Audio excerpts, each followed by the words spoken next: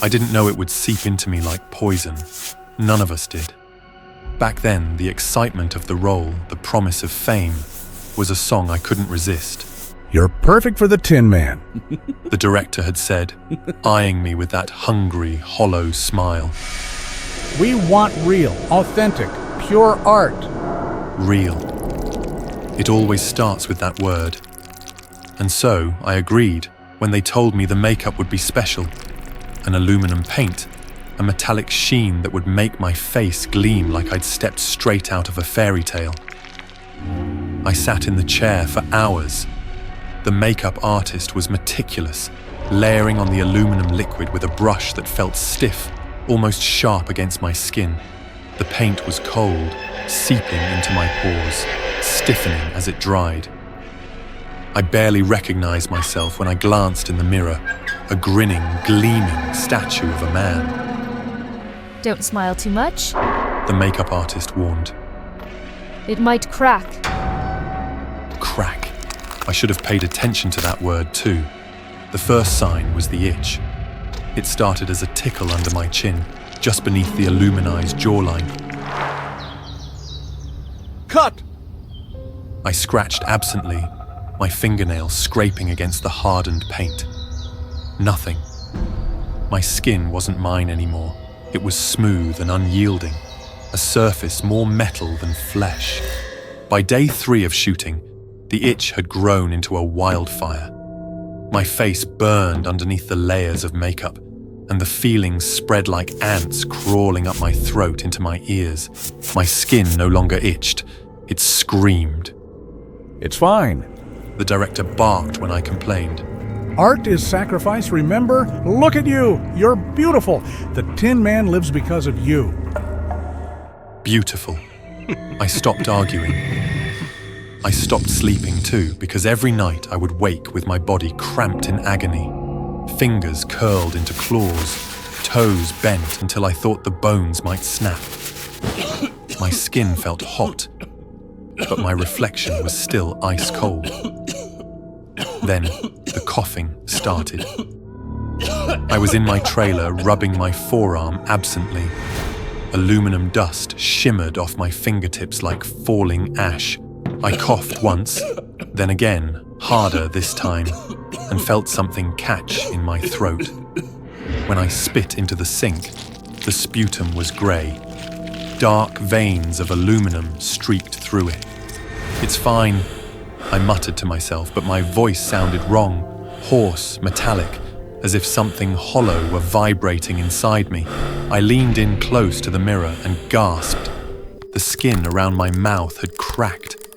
Tiny fissures ran from the corners of my lips, flaking open to reveal raw, oozing red.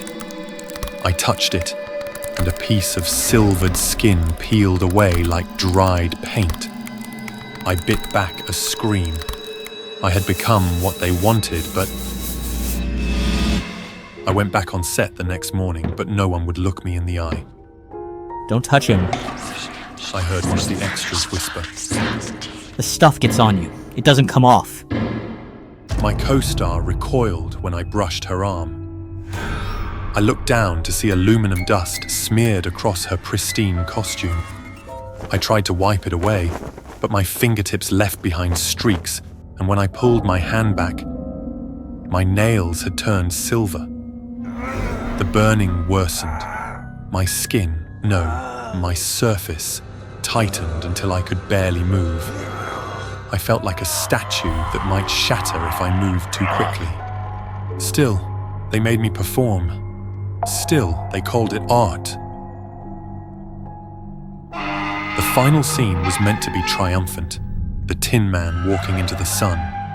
I staggered onto the set, blinking against the blinding light. Each step felt heavier than the last, my joints grinding like gears. Keep going! The director yelled. My feet stuck to the ground. I looked down and saw aluminum pooling around my boots, spreading like mercury, as if I were melting into the earth. I tried to lift my foot, but it was no longer mine. My toes had fused together, the aluminum consuming the spaces between them. "Help," I croaked, my voice ringing like a cracked bell. No one came. The sun grew hotter. I raised a trembling hand to shield my face and saw the skin slough off, ribbons of aluminum paint fluttering away to reveal smooth, gleaming metal. My hand caught the light and reflected it back at me, a twisted, blinding mockery of myself. Almost there. The director whispered, his voice filled with awe. I opened my mouth to scream, but no sound came. My lips had fused together, my vision blurred, darkening at the edges, and in those final moments I realized what I had become, a statue, a monument to sacrifice. I woke up in a hospital bed, the ceiling a sterile white.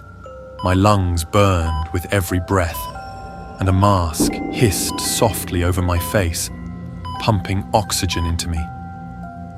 You inhaled too much aluminum dust. The doctor said when I opened my eyes. You're lucky we caught it in time. Lucky.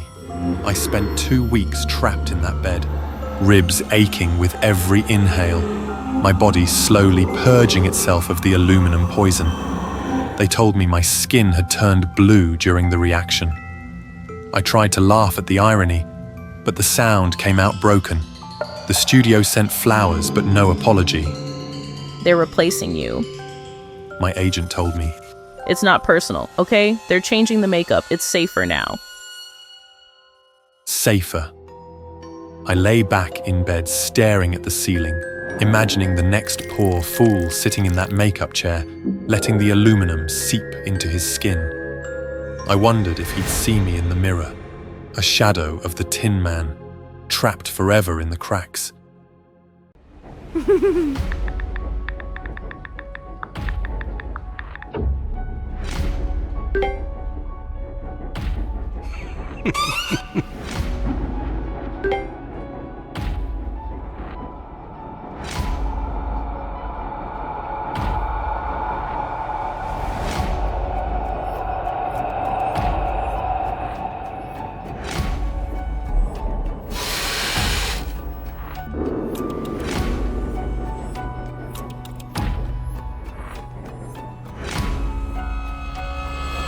I'm Dakin, a hacker quietly working in the shadows of the deep web. My job is pretty straightforward. Break in, collect sensitive information about women I happen to see on trains, in supermarkets or on the streets, and sell it. That night, while I was uploading a few screenshots of stolen messages onto my deep web account, a customer placed an order. Their request was simple. Spy on the messages of any female student on the subway. I frowned. A strange request, but nothing too difficult for me. Putting on a pair of contact lenses with a hidden camera and a wide-brimmed hat to conceal my face, I stepped out of my apartment and got to work. At 4 p.m, I was on the subway. It wasn't rush hour yet, so the train wasn't too crowded. I quickly scanned the passengers. A short-haired schoolgirl sitting alone caught my eye. She was leaning against the door, her fingers flying across her phone screen. She was the perfect target for today. I pretended to be just another passenger and casually moved closer to her without raising any suspicion. She glanced at me briefly before going back to her texting. Feeling confident, I silently hoped I'd find something interesting to dig up today. It seemed like she was texting a boyfriend named Naga. At first, the messages were pretty ordinary, just small talk and some random complaints. But then the tone began to shift. The words started to change. I began to feel intrigued, waiting for something shady to show up. Strange words appeared. Handle, bury, grind, and finally the head. I held my breath, unable to look away. I was reading the messages of a killer. The next message shocked me to my core. It was a photo of the victim. For a moment, I was frozen in disbelief. Then it hit me. I knew the victim all too well. Months ago, a Telegram account named You hired me to gather every detail about this man. From the way she spoke, I could tell my client was a young woman, while the target was a married man. And now, he was dead. Had I indirectly sent him to his death? Lost in thought, I suddenly jolted back to reality when I noticed the girl had turned around, her eyes locked onto mine. Stop snooping. She said, her voice calm but chilling. I cowardly avoided her gaze, pretending I didn't know anything. I tried to act normal, but then her phone chimed with a new message. My curiosity got the better of me, and I stole another glance. The message was from her boyfriend. My heart nearly stopped. I realized I'd crossed a line, and now I was in the sights of two killers. The girl turned to me again, this time flashing a twisted, eerie smile. Yes.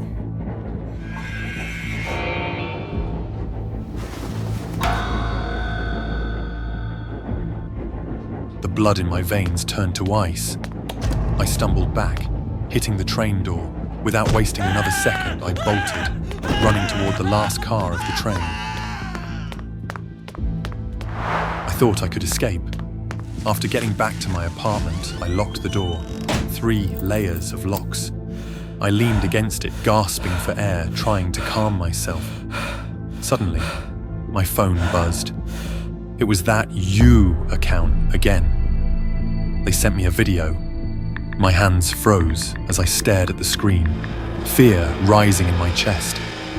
But I couldn't fight my curiosity and tapped to open it. The video! It was me, running back to my apartment. They had been watching me. My hidden camera lenses, they hacked them. My heart raced.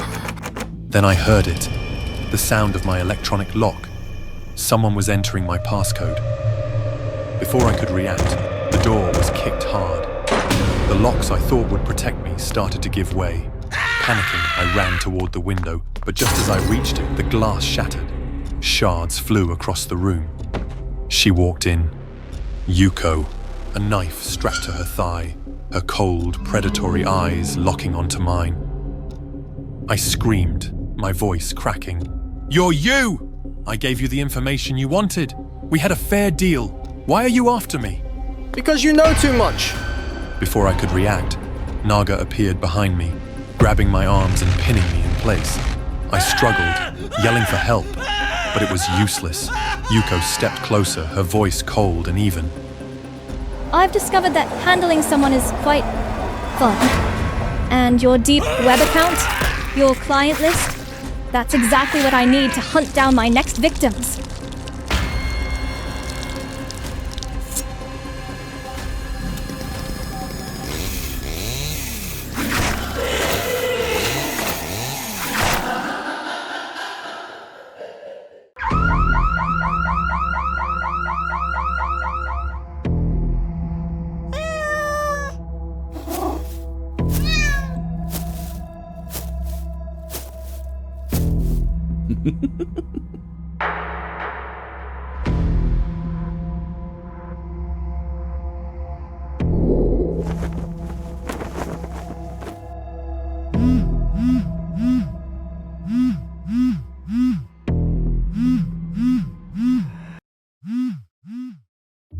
It has been a day since I couldn't contact John.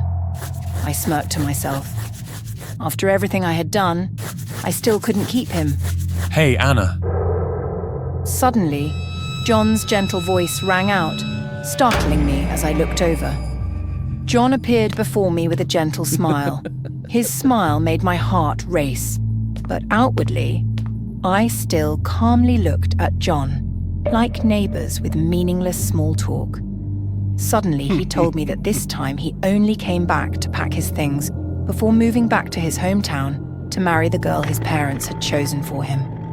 I couldn't hear anything John said after that, nor did I know when he left. Does this mean I have no chance left? Hello, dear Anna. It's been a long time. Which? That voodoo doll of yours, I can make it stronger for you. Of course, I will do anything to have John back.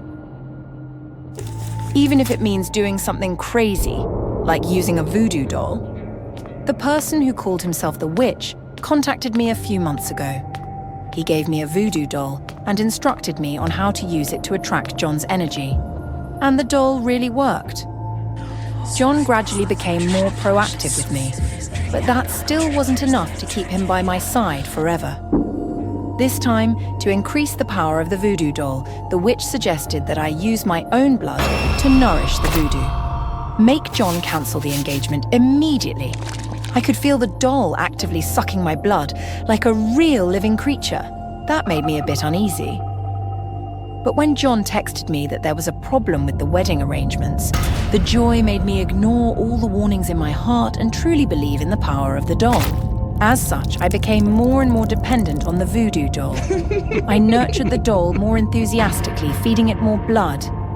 And in return, the doll made John and me closer, to the point where I was ready to confess to John and believe that he couldn't refuse.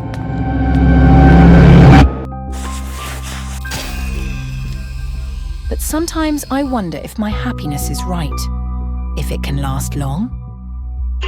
The wounds on my fingertips won't heal.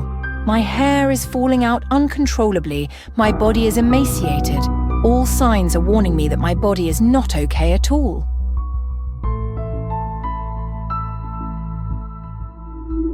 But I am so close to my goal. I can't give up so easily. The power of love will support my body. I believe so.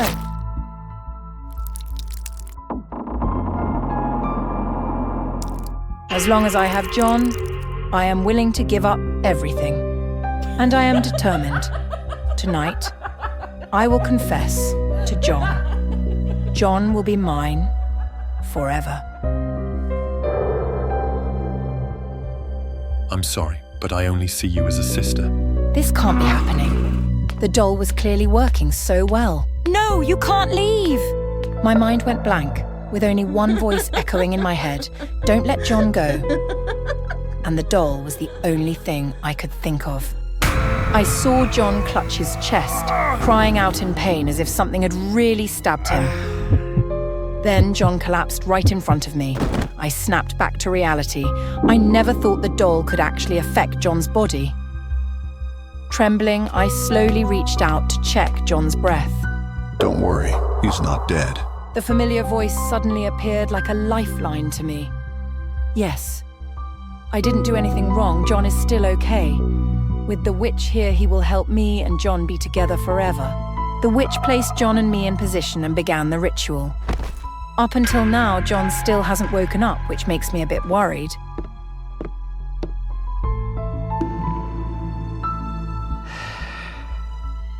But when the witch swung the antique clock in front of my eyes, I felt my body become light, my soul unusually peaceful, as if I had entered another world.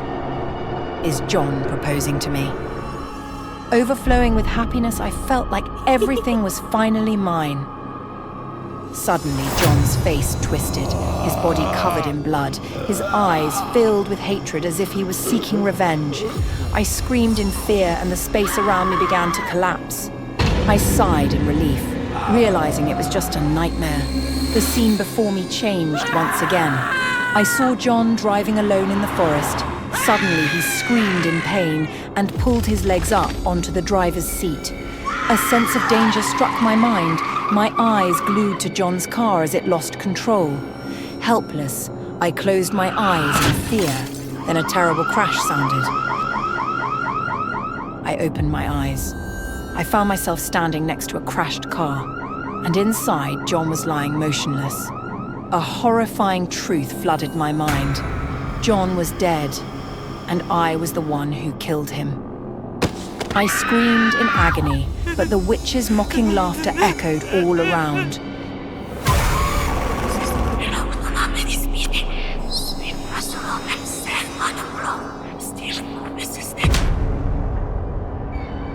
Well done, Anna. Your weakened body and shattered soul make you the perfect puppet for me. You can rest now. I will continue living your life.